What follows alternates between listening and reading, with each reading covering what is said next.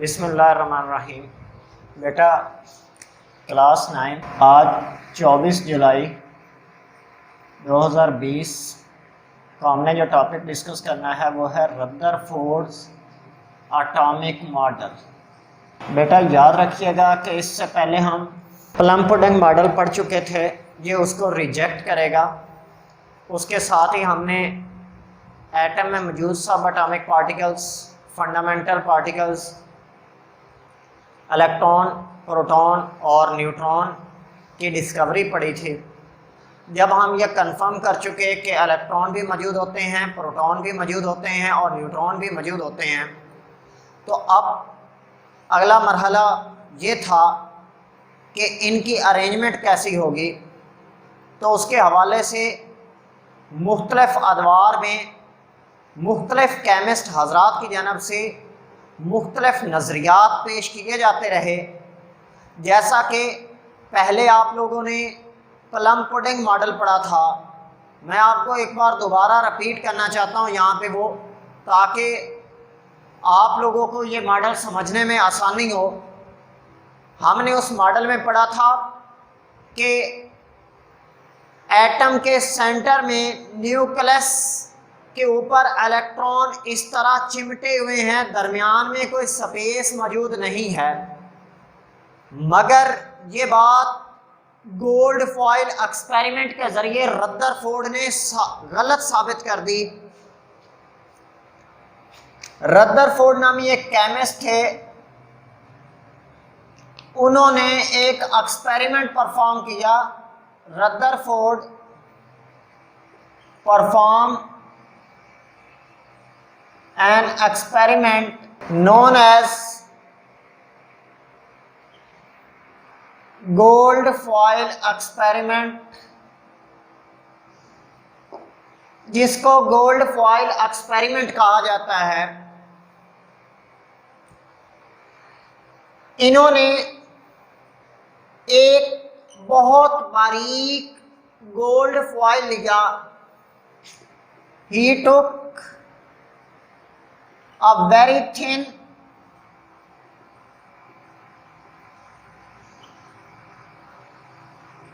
gold foil up to 0.04 centimetre उसकी thickness थी, और इसको कुछ इस तरीके से अरेंज किया कि आप यूं समझें ये हमारे पास गोल्ड फॉइल मौजूद है। इसके एक तरफ फोटोग्राफिक प्लेट रखी गई, जिसके ऊपर जिंक सल्फाइड की तह चढ़ा ली गई। Photographic plate covered with zinc sulphide.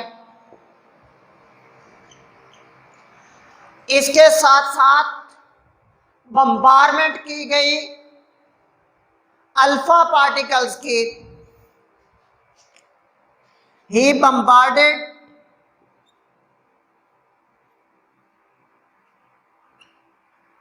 Alpha particles on gold foil.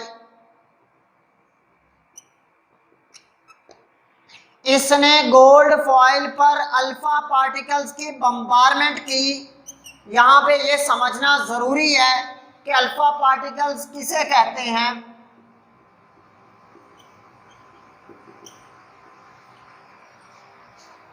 Simply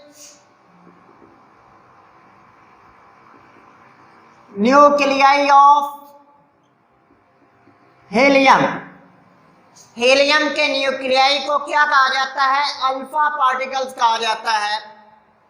जब उसने इस तरह बम्बारमेंट की तो वो क्या ऑब्जर्व करता है कि मैक्सिमम अल्फा पार्टिकल्स सीधे गुजर गए। ऑब्जर्वेशन क्या थी?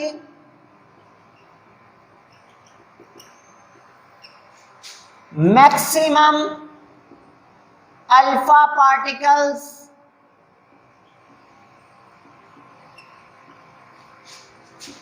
passes through gold foil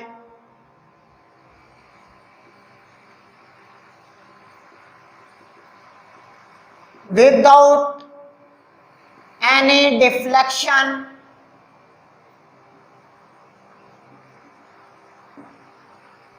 ये क्या साबित करता है कि एटम का ज्यादातर हिस्सा खाली है। देखें बेटा, इमेजिन दैट आप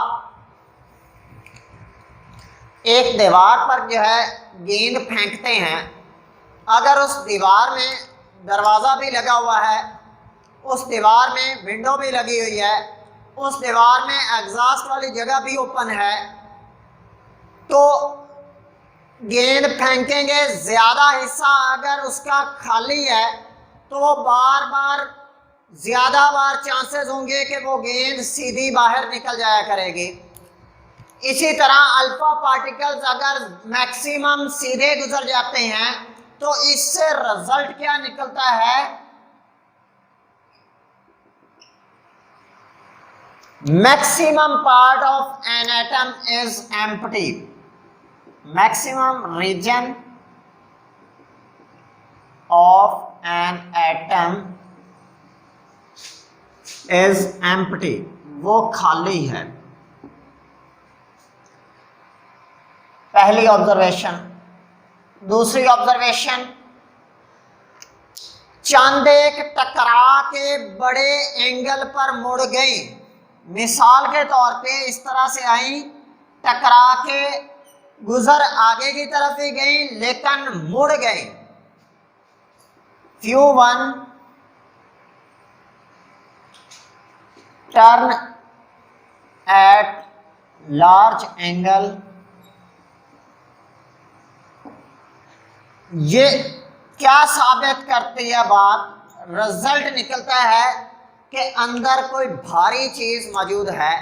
इसको आप बेटा यूं समझ सकते हैं कि अगर एक दीवार है जिसके दरवाजे आपने लगाया हुआ है उसमें, और दरवाजे को ओपन कर दें, आप इस तरह बॉल को फेंको, वो दीवार के किनारे के साथ टकराए और तिरछा टकरा के वो दरवाजे में से बाहर निकल जाए।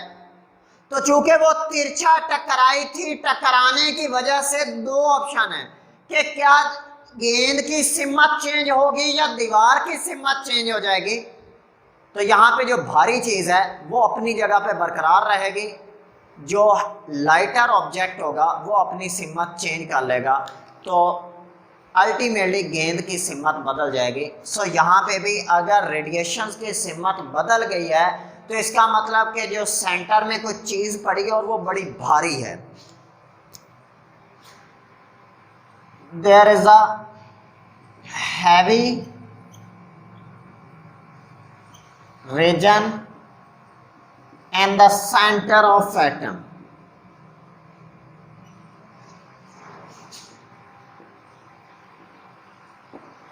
एटम के मरकज में, ये सेंटर के स्पेलिंग चेक कर लीजिएगा, मे बी TER हो।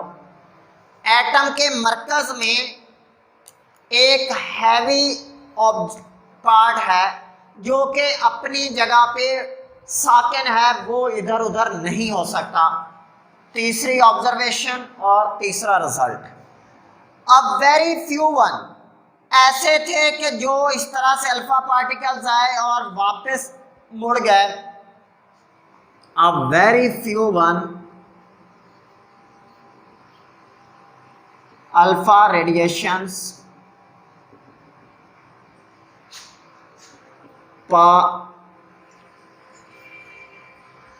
रीबाउंस वापस मुड़ गए।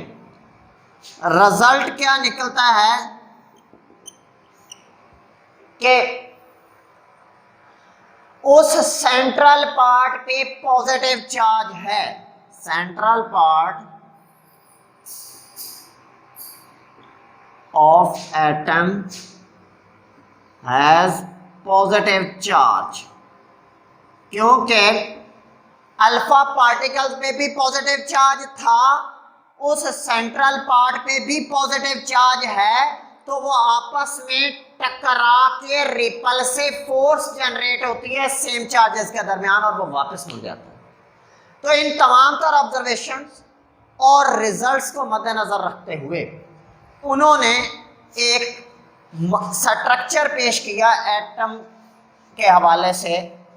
उन्होंने ये कहा कि एटम के मरकज में प्रोटॉन और न्यूट्रॉन का मजमुआ न्यूक्लियस मौजूद है और उसके इर्द गिर्द आजादाना इलेक्ट्रॉन इस तरह रिवॉल्व कर रहे हैं। ये उनका एक नजरिया था। ताहम इसमें भी कुछ नकाइस थे, लेकिन वो इंशाल्लाह हम अपने नेक्स्ट लेक्चर में डिस्कस करेंगे। अगर किसी भी बच्चे का कोई बेटा सवाल हो तो आप लोग मुझसे इनबॉक्स में पूछ सकते हैं। बहुत शुक्रिया बेटा, बड़ा इंपॉर्टेंट टॉपिक है, अच्छी तरह से याद कीजिएगा। थैंक यू बेटा, अल्लाह हाफिज़।